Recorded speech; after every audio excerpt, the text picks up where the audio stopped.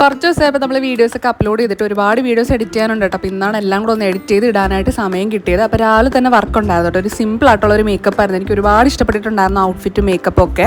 നവ്യ ഇപ്പോൾ നമ്മുടെ ഒരു സ്ഥിരം ക്ലൈൻ്റ് ആണ് കേട്ടോ. പിന്നെ നവ്യ മേക്കപ്പ് ഒക്കെ ചെയ്ത് കഴിഞ്ഞിട്ട് പോയിട്ട് ഞാൻ നേരെ വീട്ടിൽ നിന്ന് കുറച്ച് റെസ്റ്റ് ചെയ്തു. പിന്നെ വൈകുന്നേരം ഞാനും അപർണയും ഗോപിയും കൂടെ നേരെ ശംഖുമുഖത്തോട്ടാണ് പോകുന്നത്. ഇത് പെട്ടെന്ന് പ്ലാൻ ചെയ്ത് പോകുന്നതാണ് കേട്ടോ. കാരണം ഗോപിക്ക് സൺസെറ്റ് കാണാൻ ഭയങ്കര ആഗ്രഹം എന്നൊക്കെ പറഞ്ഞിട്ട് പിന്നെ നമ്മൾ സൺസെറ്റ് കാണാനാണ് പോയത്. അപ്പോൾ ഉണ്ണിയില്ല കേട്ടോ. ഉണ്ണിക്കൊരു ഫാഷൻ ഷോ ഉള്ളതുകൊണ്ട് ഉണ്ണി പോയി. എന്നിട്ട് നമ്മൾ മൂന്നുപേരും കൂടെയാണ് പോയിട്ടുണ്ടായിരുന്നത്. വീക്ക് ഡേ ആയതുകൊണ്ട് തന്നെ ഒരുപാട് തിരക്കൊന്നും ഇല്ലായിരുന്നു കേട്ടോ. വന്നപ്പോഴാണ് ഗോപിയുടെ ചതി മനസ്സിലായത്. സൺസെറ്റ് കാണാനൊന്നും അല്ല, കുറേ ഫോട്ടോസും വീഡിയോസും എടുക്കാനാണ് മാഡം ഇങ്ങോട്ട് വന്നത്, ഇൻസ്റ്റാഗ്രാമിൽ ഇടാനായിട്ട്.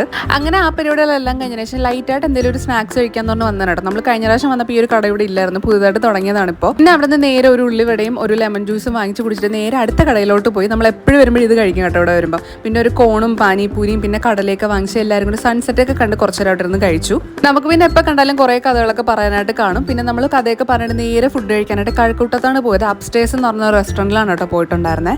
ഞാനും ഗോപു ഇവിടെ ഫസ്റ്റ് ടൈം ആണ് കേട്ടോ വരുന്നത്. അപർണ ഓൾറെഡി ഇവിടെ വന്നിട്ടുണ്ട്. എനിക്ക് ഇവിടുത്തെ ആംബിയൻസും കാര്യങ്ങളൊക്കെ നല്ല അടിപൊളിയായിട്ട് ഇഷ്ടപ്പെട്ടു കേട്ടോ. സീറ്റിംഗ് അറേഞ്ച്മെന്റും എല്ലാം നല്ലതായിരുന്നു. പ്രൊജക്ടറിൽ ഫിലിം സോങ് ഒക്കെ ഇട്ടിട്ടുണ്ടായിരുന്നു, നല്ല രസമുണ്ടായിരുന്നു കേട്ടോ. പിന്നെ ഇപ്പോൾ ഗോപു ഭയങ്കര അഡിക്റ്റ് ആണ് ഫോണിൽ. എപ്പോഴും ഇങ്ങനെ ഫോട്ടോ എടുത്തുകൊണ്ടിരിക്കും, ഓരോ ഫിൽറ്റർ മാറ്റി മാറ്റി. എന്നാൽ ഇൻസ്റ്റാഗ്രാമിൽ അപ്ലോഡും ചെയ്യില്ല, ഇൻസ്റ്റാഗ്രാമിൽ പോസ്റ്റും ചെയ്യില്ല. പക്ഷെ ചുമ്മാ ഇങ്ങനെ ഫിൽറ്റർ മാറ്റി ഫോട്ടോസ് എടുത്തുകൊണ്ടിരിക്കും എപ്പോഴും. അങ്ങനെ ഗോപുവിൻ്റെ അഭിനയൊക്കെ കണ്ടു കഴിഞ്ഞപ്പോൾ നമ്മൾ ഓർഡർ ചെയ്ത ഫുഡൊക്കെ ഒന്ന് ഒരു അൽഫാം ഓർഡർ ചെയ്തിട്ടുണ്ടായിരുന്നു. പിന്നെ റാമിയൻ ഓർഡർ ചെയ്തിട്ടുണ്ടായിരുന്നു. നമ്മൾ കൊറിയൻ ഡ്രാമ ഫാൻസ് ആയതുകൊണ്ട് നമ്മളിത് ഒരുപാട് ദിവസം കൊണ്ട് കഴിക്കണമെന്ന് വിചാരിച്ചിട്ടുള്ള ഒരു സാധനമാണ്. ഒരുപാട് ക്വാണ്ടിറ്റി ഉണ്ടായിരുന്നു. നമ്മൾ വിചാരിച്ചതിനെ കാട്ടിലൊരു വലിയ ബൗളാണ് അവർ കൊണ്ടുവന്നത്. പിന്നെ മൂന്നുപേരും കൂടെ ടേസ്റ്റ് ചെയ്യാനായിട്ട് തുടങ്ങി. ഗോപു ആണെങ്കിൽ ചോപ്സ്റ്റിക്ക് വെച്ച് എനിക്ക് കഴിക്കാൻ പറ്റിയില്ല കേട്ടോ. ഞാൻ ചോപ്സ്റ്റിക്ക് എടുത്തത് എല്ലാം താഴെയാണ് വീഴുന്നത്. നമ്മൾ മൂന്നുപേരും കഴിക്കുന്നതിനും കാട്ടിൽ കൂടുതൽ താഴെയാണ് വീഴുന്നത്. കാരണം ആർക്കും ചോപ്സ്റ്റിക്ക് യൂസ് ചെയ്യാൻ അറിഞ്ഞുകൂടാ. അത് കഴിച്ച് കഴിഞ്ഞപ്പോൾ അടുത്ത സാധനം വന്ന് ഫുള്ള് പുഹയായിരുന്നു കേട്ടോ. ഭയങ്കര ചുമയായിരുന്നു എല്ലാവരും. നമ്മൾ മാത്രമല്ല അടുത്തിരുന്നവരും കൂടെ ചുമക്കായിരുന്നു കേട്ടോ. ഇത് അടിപൊളിയാണ്, എനിക്ക് ഒരുപാട് ഇഷ്ടപ്പെട്ടു കേട്ടോ. ഇത് അപർണയാണ് ഓർഡർ ചെയ്തത്. അപർണയുടെ ഫേവറേറ്റ് ആണ് കേട്ടോ, നല്ലതായിരുന്നു. അങ്ങനെ ഫുഡൊക്കെ കഴിച്ച് ബില്ലൊക്കെ പേ ചെയ്തിട്ട് പോകുന്ന വഴിക്ക് എല്ലാവർക്കും ഐസ്ക്രീം കഴിക്കാനായിട്ട് തോന്നി. പിന്നെ നമ്മൾ നേരെ പെന്നി ഐസ് കാൻഡി എന്ന് പറഞ്ഞ സ്ഥലത്താണ് പോയത് കേട്ടോ. ഞാൻ ഫസ്റ്റ് ടൈമാണ് ഇവിടെ വരുന്നത്. അപർണയും ഗോപിയൊക്കെ ഓൾറെഡി വന്നിട്ടുണ്ട്.